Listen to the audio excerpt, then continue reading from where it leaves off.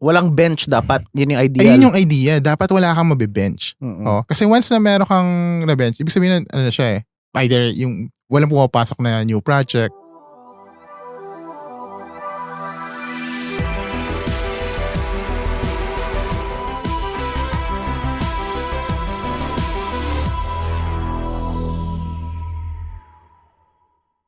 Welcome to Kaka Computer, where tech meets wit and wisdom. Yan. Our topic for today is managing IT budgets and resources. In other words, pera to. Pera. Pera ng kaban. Hindi naman pera ng bayan. No? Pera ng kaban lang. Right. So maybe I can ask the first question. No? What are the factors or considerations? Meron ba tayong initial idea of ano yung budget ng isang IT team? Sige. Budget IT team. Okay. So for me, depende kasi on what the company wants to achieve. So most of the time pag pumapasok ako sa CTO, tatanong ko, ano bang gusto?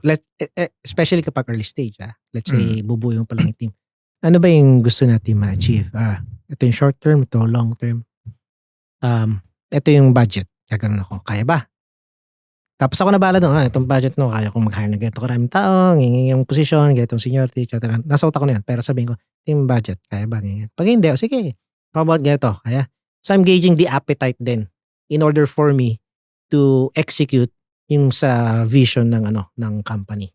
So that's how I play it. Ngayon, let's say, existing na siya, tapos medyo late cam ka, mga ganon. Meron silang more or less na budget na allocation. I don't want to shake things up kapag bagong dating ka. Pero after a while, syempre, it's all about like return on investment. Parang, sige, ano ba yung appetite? Appetite pa rin. Ano bang appetite natin in order to achieve that? Up to this much lang. Sige, I'll try to figure out kung paano natin achieve yan, given this budget, so on and so forth. If I need more, I'll just ask more. And if you have like parang napatunayan mo na kaya mo mag-deliver, then mas madali maghingi ng budget. Kasi parang for every dollar na hinihingi mo, ginagawang $4.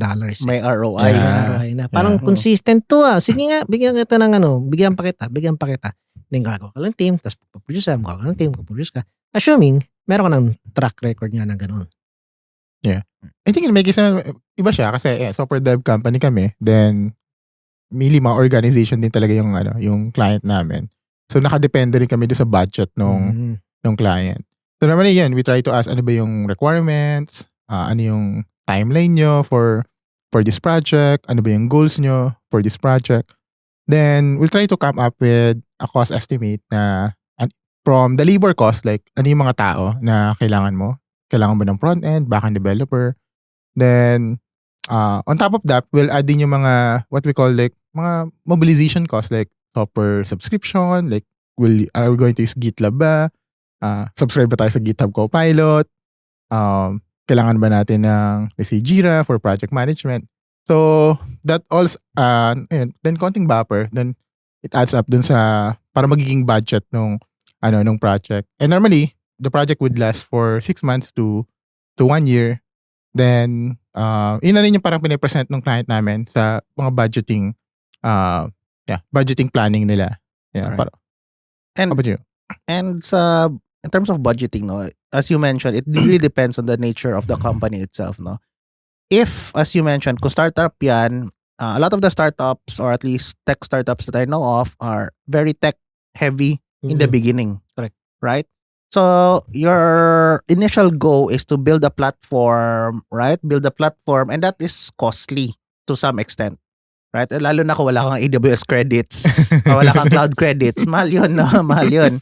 So, baka umabot ng 50%, 60% of the company's runway is on the tech spend. But after 2-3 years, lalo ng 3 years, yung parang medyo either nahulog ka na sa runway mo or nakatawid ka na sa runway mo, in other words, may new investments ka na ganyan, you should try to keep that between 2-30% na lang. Because supposed to be, hindi ka na masyadong heavy on R&D. Now, it's about stabilization, ganyan. Now, if mag-introduce naman tayo ng R&D again, for another reason, then syempre tataas ulit yun, no? Because that R&D hopefully will produce an ROI. If, in my perspective, if you are already a running company, medyo established na, and you're still burning or you're costing the company above 30% to 50%, no, you're taking away profit or sustainability out of the company na. You could be over tech. Masyado kayong magastos sa tech tools, sa tao, or there's a lot of waste involved na sa tech mo. Agree ako dyan. Especially pag early stage, yun talaga, tech heavy talaga yan. Sometimes I see up to like 80% ng cost nasa engineering kasi nagbebenta, yung founder. Pero Yeah. once na, let's say you cross to, let's say, Series A and above, medyo yung budget, medyo nasa pupunta na sa sales or marketing. Yung engineering mo, medyo doon pa rin. It's just that lumalaki yung sales saka marketing side. Kasi nagawa mo na yung yung product eh. It's about selling it over and over again. Pero syempre, at least before the tech winter, if you want to, let's say, cross from A to B, you need to go to a different market or scale some more. Well, actually, more like B2C. You need to go to a different market, mga ganun. So, there's a tendency to keep developing. Nowadays, though, mas important yung profitability kasi you can't just keep raising fund one after the other. So, you need to make sure na profitable ka. So, you need to manage that na, sige, we will grow our engineering department up to this much and sales up to that much. And kailangan match ng revenue, yung burn rate nyo. Otherwise, well, you're losing money. Yeah. One part of managing budget, no? Well, managing is one thing, but we know that accidents happen, quote unquote, no? Or unexpected cost happens, no? How do we plan for this? Para ba itong insurance na parang set aside money? Ano yung strategy nyo on unexpected items? Maybe, ano ba expected? Ano ba masample na unexpected? Gusto ko sabihin sana na... Naiwan mo yung issue to mong... Pwede. Oh. Oo, pero iba.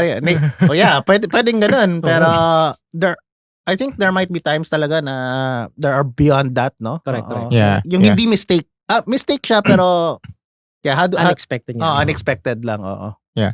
I think sa amin sa namin, meron kaming mga parang monitoring in place talaga to make sure na on a weekly basis, monthly basis, meron mga review na ginagawa para sa mga nangyaring expenses. Para makasya kung meron bang nag-spike, meron bang potentially na mag-overrun. So, kudos doon sa finance team namin.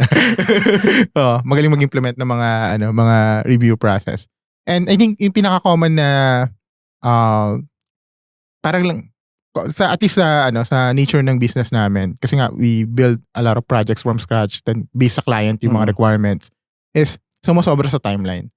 So for example, ang forecast mo lang 6 months yung project and then supposedly dapat support and maintenance na after, di ba? Pero inaabot ka ng 7 month, 8 month, nagde-develop pa rin kayo. So ang laki na nung impact nun sa overall cost of service nyo. Tama. So, sa mga ganun, parang we really try to educate yung mga project managers na wag nyo hayaan na magkaroon ng mga scope creep, na out of scope, papasok, tapos may extend yung timeline. We really try to educate them about dun sa ano yung mga kailangan nilang i-consider din in terms of budget for the project na dapat until ganito lang yung expression. Ito yung target natin. So, at the end of the project, dapat ma-meet natin to. So, I think mga ganun yun. Pag may unexpected, normally subject for approval na talaga yan. So, kailangan mag-conduct talaga ng parang incident report. Bakit? Yun nga. Kasi, yun nga, kailangan mo explain bakit nagkaroon ng overrun. May oversight ka ba? Hindi mo na check. So, normally ganun yung nangyayari sa amin. How about sa inyo? Hindi ako finance guy, so this is not a financial advice. Pero very interesting yung topic kasi parang there's different angles to it. Let's say for servicing parang kakain sa yung cost of service mo, kakain sa margins mo yun . Yeah. Yun. Oh. Let's say you're creating a new product. Yun, wala man lang talagang income yun.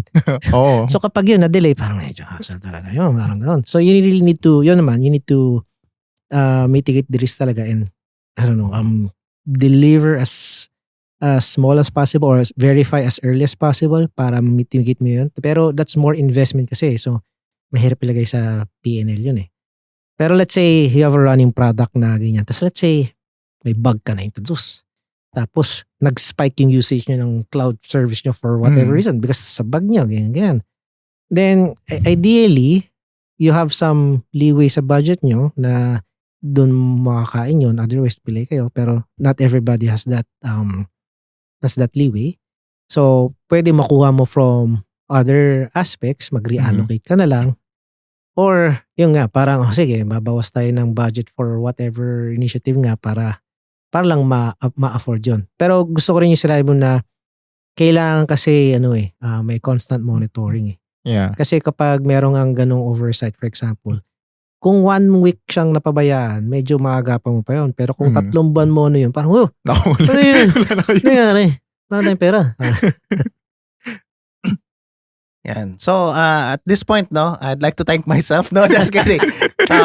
Guys, Young CTO is a podcast show as well, also available in Spotify and YouTube. I try to do it on a monthly basis. The focus of Young CTO is the personal journey of tech individuals. So, less tech topic in a sense, like hindi tayo nagtuturo on how to do programming or ano yung specific technology, but more about the personal journey of the tech individual who has achieved general success in life. So please do follow and search also Young CTO on Spotify and YouTube. Ikaw pala yan, no? Favorite ko yan eh. Oo, lagi yung Idol ka pinapanood ng bata yan ako eh. What should leaders consider when allocating resources to multiple concurrent projects? No, sabay-sabay na to ang projects. Isang tao lang. Parang isang dev tapos Isang multiple kaban. projects. Pwedeng ganun, no? Like, ano ba? Yeah, I guess, no? Parang Okay. yung pera, paano i-shift yung pera in different focuses, I guess. Well, sa amin, ano siya, I think mas straightforward yata yung sa amin. Oh. Kasi nga servicing. At hindi lang to pera, pwede rin tao, no? Yeah. Oo, So sa amin kasi, very important na lahat ng mga tao mo, dapat deployed talaga sila sa project. Kasi magiging, ano sila yun nga, parang overhead cost nila kapag hindi sila deployed sa project. So ginagawa talaga namin, meron kaming mga resource planning na ginagawa. Pina-forecast na namin ano yung mga makaklose na project, ano yung mga mag-end na project. Then when we allocate resources, we also plot, ganito mag-i-start to. By this time, kailangan mahanapan ko na siya ng project. So, walang bench dapat. Yun yung ideal. ayun yung idea. Dapat wala kang mabe-bench. Kasi once na meron kang na-bench, ibig sabihin ano siya either yung walang pumapasok na new project or May margin ba kayo of acceptable bench time or zero? meron kaming margin. Meron. Oo. Pero I can't. After text mo sa akin. Yeah. So, I think sa amin na yun, parang we monitor talaga yung allocation ng mga tao project to project.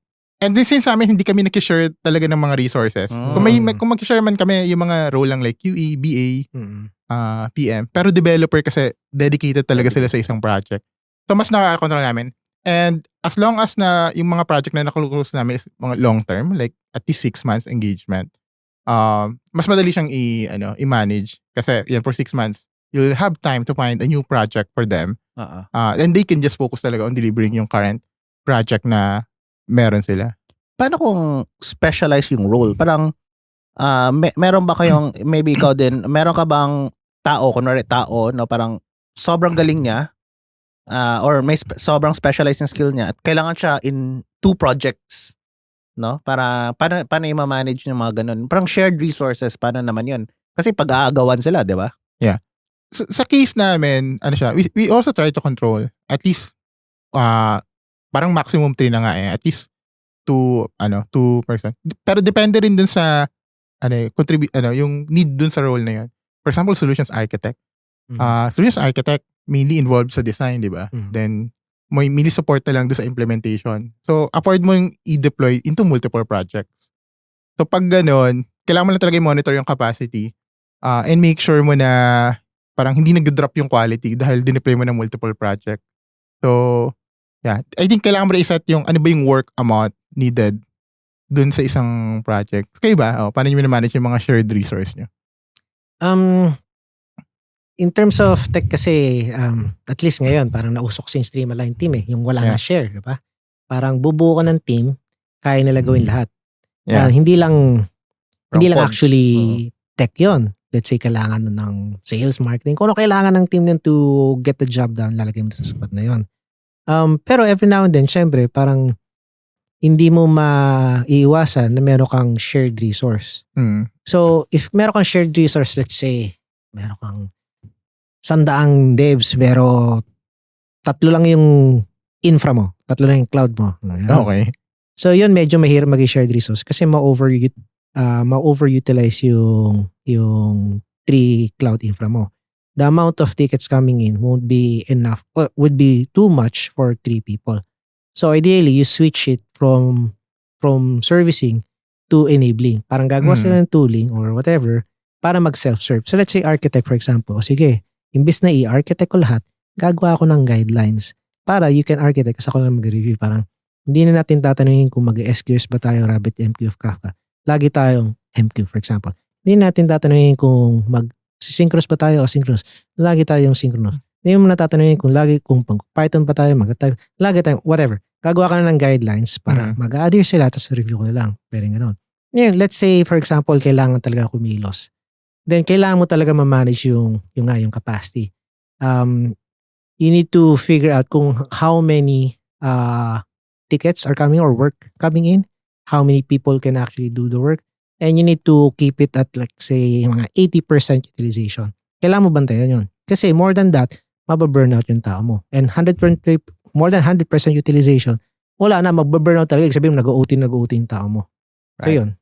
Speaking of budgets, no, one of the things about budgeting is also time, no. Mayroon tayong pyramid na sinasabi, yung time, no, yung cost, and then yung isa is quality, di ba? Time, cost, quality. Time, scope, resource.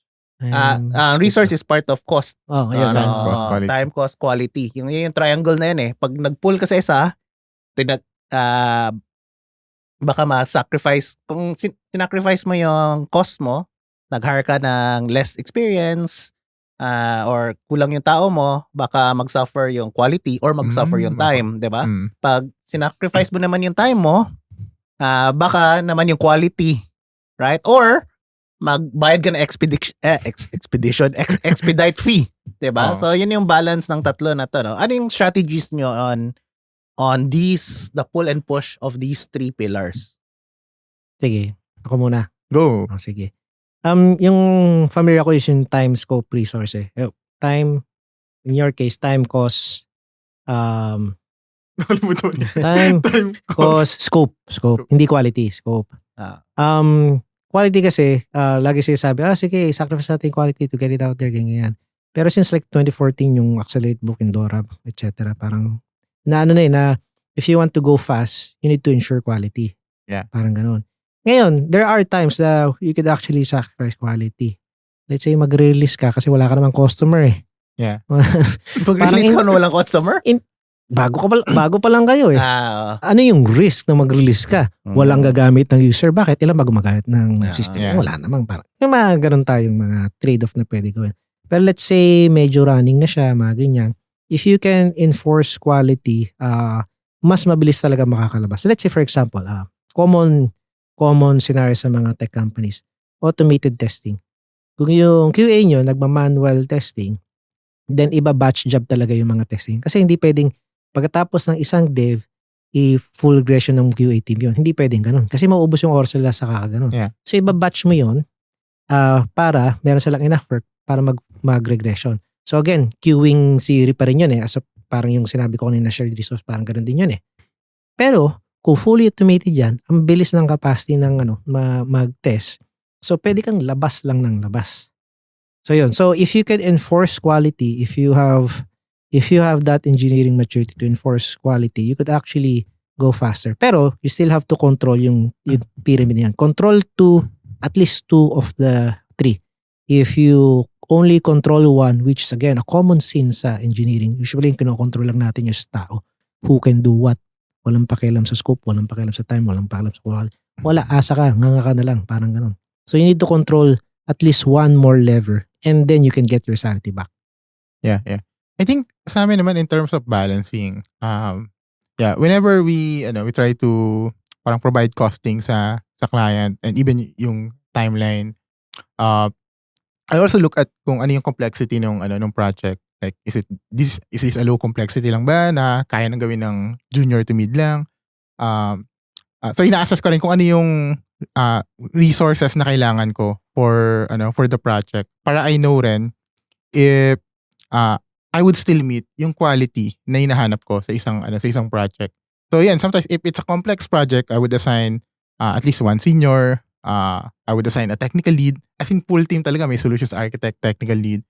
Pero for simple project like could be just a marketing side, I would still assign a solutions architect pero baka at the start lang ng project, then yung developer na yung mag-handle. So I think tinatry kong i-understand talaga ano yung requirements nung project, and then from there I try to balance kasi pag nilagay mo puro senior, di sobrang mahal nun. So tinatry kong i-balance out din ano yung mga resources enough for me to meet yung quality standards na we set across all our projects. Yeah. And that's why may trabaho tayo kasi balancing is a core skill of Yes. an IT leader.